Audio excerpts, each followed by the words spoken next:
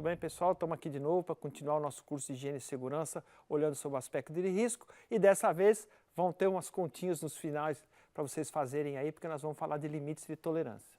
Então, eu vou começar a falar de agentes químicos, físicos, biológicos e ergonômicos. O que nós estamos falando aqui, né? Nós estamos falando de higiene ocupacional.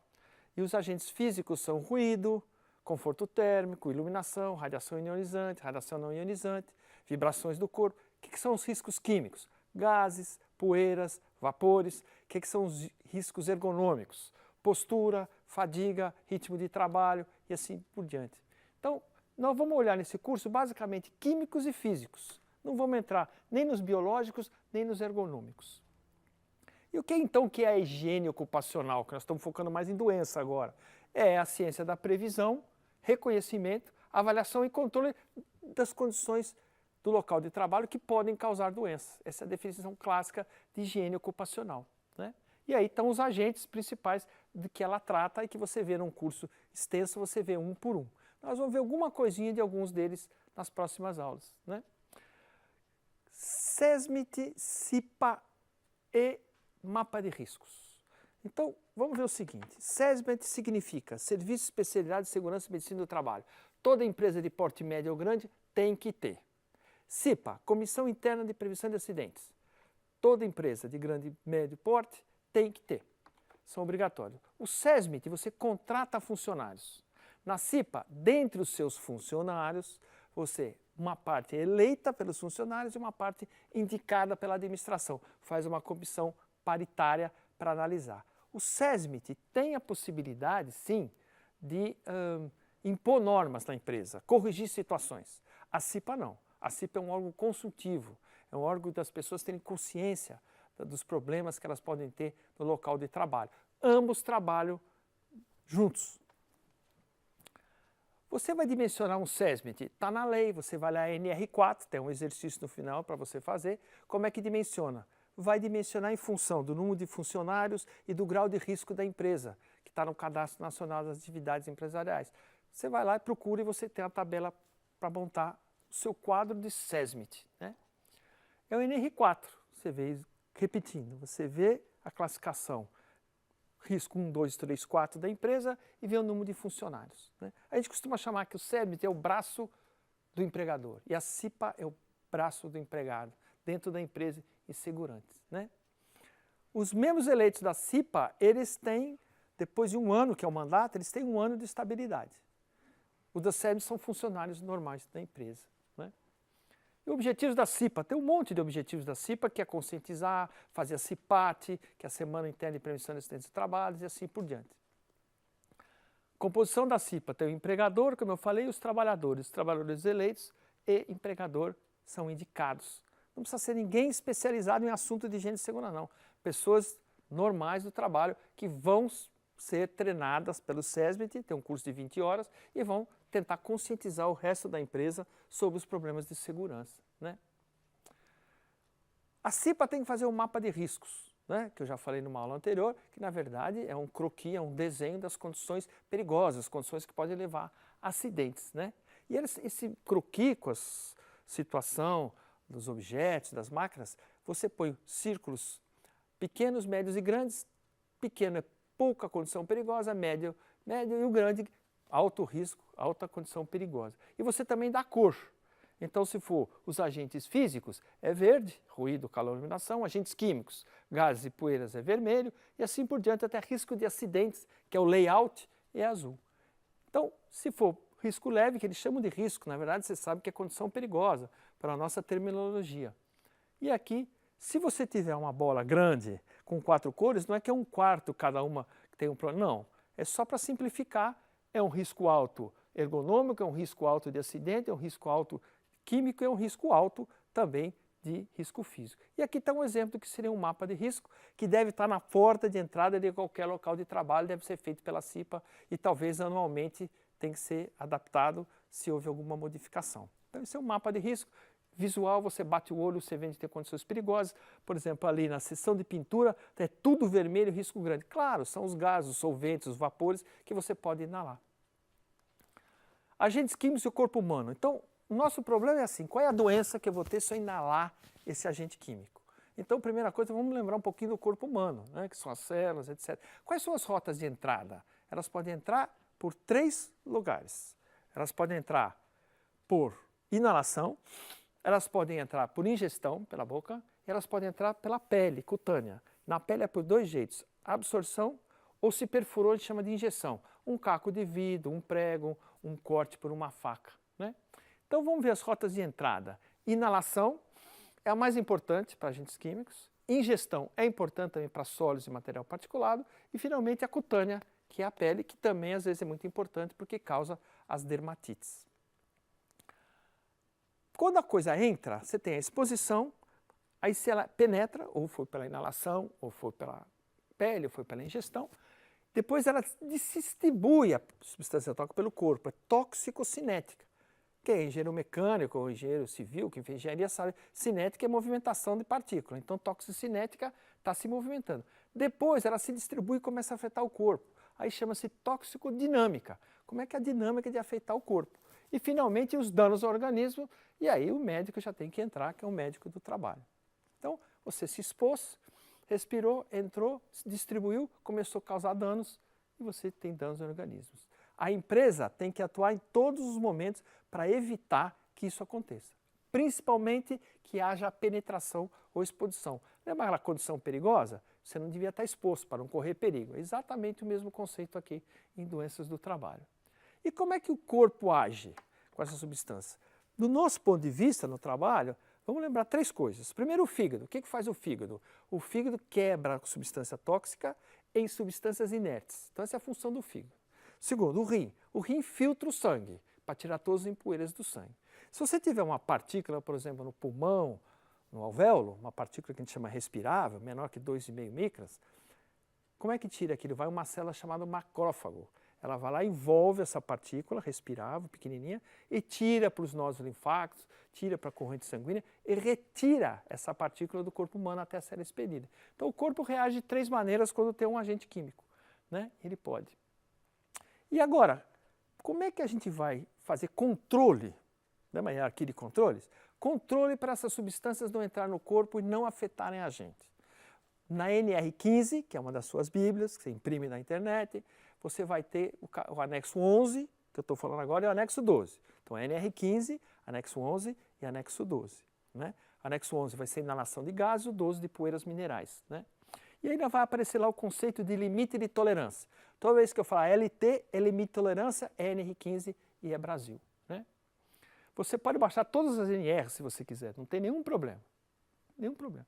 As nossas NRs, a NR15, ela tem nesse anexo 11 valores do limite de tolerância, que é o limite que você pode respirar, que pode entrar no seu corpo, que eles vêm de 1977. Se basearam nos valores de um organismo chamado ACGIH, American Conference of Governmental Industrial Hygienists, é a Conferência Governamental dos Higienistas Industriais Americanos, mas não tem nada a ver com o governo. São cientistas do mundo todo que trabalham nessa organização privada. Ela não impõe normas, ela sugere.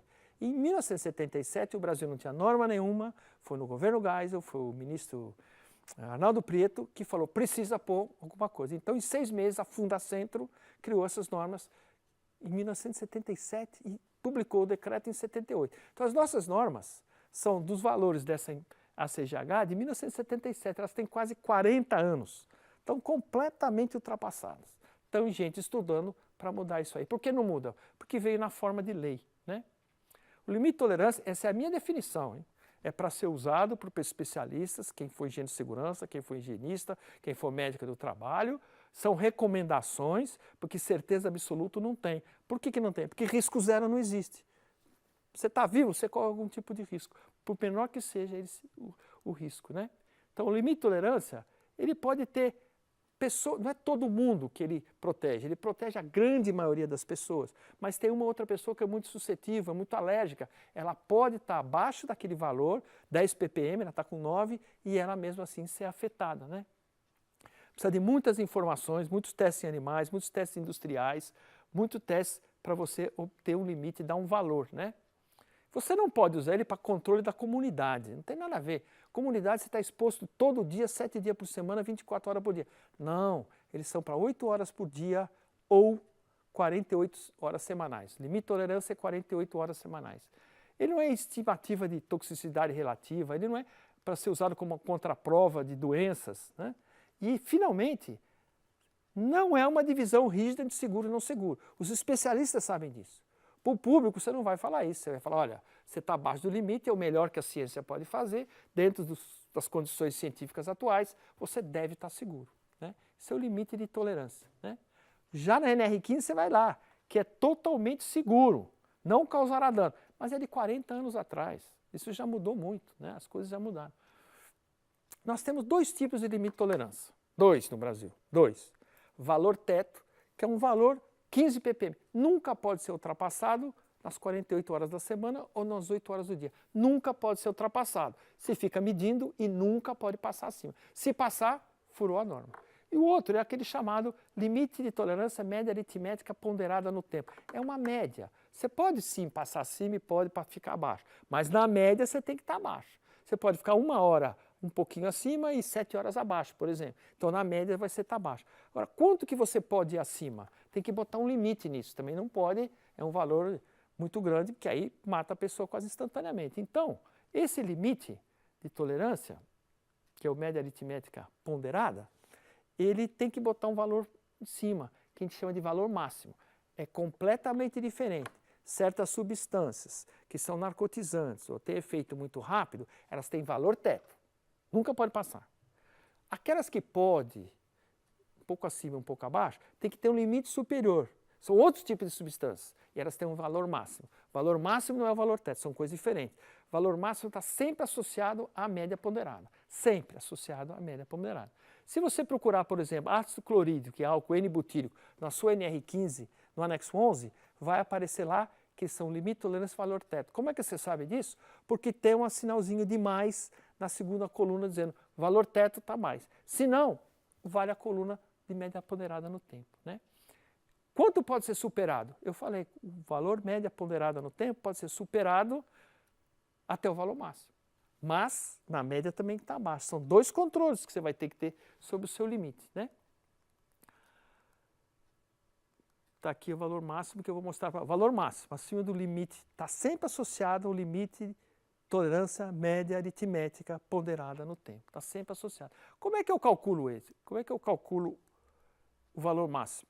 Eu pego o valor que você teve do limite de tolerância de média aritmética ponderada, aliás, faltou um azinho ali, e multiplico pelo fator de desvio.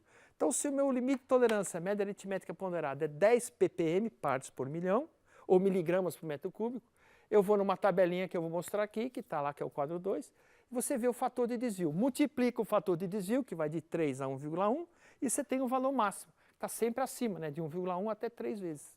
E você não pode nunca ultrapassar. Está aí o quadro que vocês vão ver lá. Se é de 0 a 1 miligrama ou ppm, é 3. Se for maior de 1000, é 1,1. Isso você calcula o seu valor máximo. Olhando essa figurinha aqui, você vê que é um limite de tolerância média aritmética ponderada, deve ter um V máximo. A concentração passou acima, assim, do limite de tolerância. Em média, o verde ganha do laranja, vai estar abaixo, e nunca passamos o V mais. Então, estou de acordo com a lei, né? Eu mostro um pedacinho da tabela da NR15 no anexo 11, onde o ácido clorídrico e o álcool N-butírico aparece o finalzinho de mais, então é o valor teto. Aparece o nome gozado ali, asfixiante simples. Ué, não tem limite? Não, porque esses gases não matam por toxicidade, é por deslocar o oxigênio e falta oxigênio. Então a NR15 fala em 18%, menos 18% você não pode trabalhar. A NR22, que é para mina subterrânea lá embaixo, é mais perigoso, então ela fala em 19%. A NIOSH americana fala em 19,5%, para ter um trabalho bem seguro. Então é por volta de uns 19%, 18% de oxigênio quando você fala de gás asfixiante. Então, o que você faz na legislação? Você procura na NR15 se tem o limite de tolerância, se essa substância existe lá. Se tiver, você vê se é valor teto ou média ponderada. Se for média ponderada, tem um valor máximo que você calcula. E se não tiver? Porque na NR15 vai chamar umas 170 substâncias. A CGH hoje já tem mais de 700. Então a lei na NR15 e na NR9 e NR22 fala, se não tiver na NR15 anexo 11, procura o livreto da ACGH, que traduzido é o livreto de vocês da BHO. Lá tem muito mais substâncias, muito mais coisas. Só que lá chama TLV, chama Threshold Limit Value. Então, se falar TLV, é da CGH. Se falar limite de tolerância, é da NR15. Então, você precisa saber, porque a CGH é para 40 horas por semana e o LT é para 48 horas por semana. Eles têm lá o ceiling, TLV ceiling, que é igual ao nosso teto. E eles têm o TWA, Time Weighted Average, que é a média ponderada no tempo. Agora, como eles limitam isso, é mais complexo que a norma brasileira. Eles têm dois critérios. Ou você tem um valor lá escrito, ó, é 10 ppm o TWA e 50 ppm como um STEL. Está limitado. Seria o V máximo. Mas, às vezes, eles não têm STEL. Aí você vai pegar o valor máximo e multiplicar por 3 ou 5 vezes. E vai ter as regras. Outra Bíblia, livro desse curso, você vai pegar o livreto e vai ler as páginas iniciais com as definições de cada disso e como se aplica. Senão você vai errar a aplicação, como eu dei o exemplo de 48 para 40 horas. Né? Então, vocês vão ler. A BHO costuma traduzir TLV por Léo. Você pode dizer qualquer um que você quiser. Uma incongruência da norma é o seguinte, fala o seguinte, PPRA NR9, você tem que fazer o programa de prevenção de riscos ambientais e não pode ir acima do limite de tolerância. O local de trabalho tem que ser seguro para trabalhar. E se não for seguro? Aí você paga insalubridade, que é um absurdo. Né? A gente brinca que insalubridade só tem no Brasil e Burundi, que é um país da África, porque é tão absurdo. Qualquer país decente que fala não pode trabalhar acima do limite de tolerância, não pode. Você corrija, faça controles. Insalubridade é o seguinte, você quer ganhar R$5.000 por mês? Eu pago.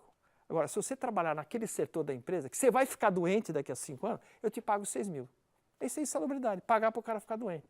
Mas é um problema social tão grande que os sindicatos ficam a favor de pagar a insalubridade. Eu tenho um monte de exemplos que eles querem que receba a insalubridade, né? Porque é um problema social. E aí você vai ter na R15 para um monte de agentes, cada anexo trata de um agente.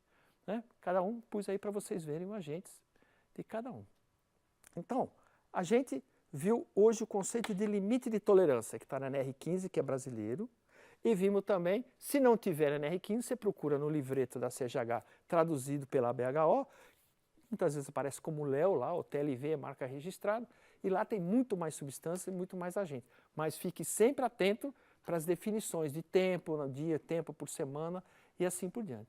E aí, como é difícil a gente trabalhar na primeira vez ouvindo esses nomes, limite de tolerância, média ponderada, valor técnico, eu pus uma lista de exemplos que eu resolvi para vocês, passo a passo, para vocês praticarem um pouco. Então, não dá para pedir para fazer o exercício direto. Primeiro eu dou um monte de exemplo para vocês, né? Calculo e vou dando as soluções, cada exemplo que tem aí no material que vocês vão receber, para vocês praticarem. Agora, esta aula exige que vocês tentem fazer os exercícios, não conseguir, compara com a solução e vê se vocês acertaram ou não. Senão vocês não vão ter traquejo com os limites de tolerância. E eu dou muitos exemplos para vocês brincarem por aí. Né? Então, tem mais algumas leituras no final para você. Tem uma leitura muito interessante sobre insalubridade, do Marcos Domingos, que também foi presidente da BHO e tem uma posição muito firme com esse negócio de pagar insalubridade. E eu vou contar um caso para encerrar para vocês.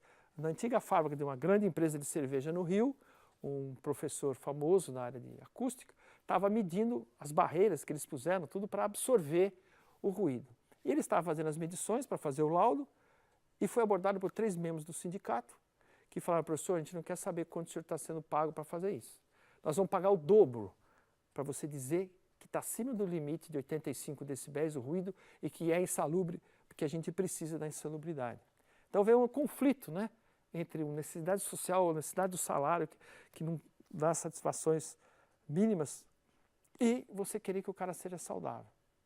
Mas, se tiver que escolher entre preço e saúde, eu espero que vocês escolham sempre valor, porque saúde é valor. Muito obrigado e até a próxima.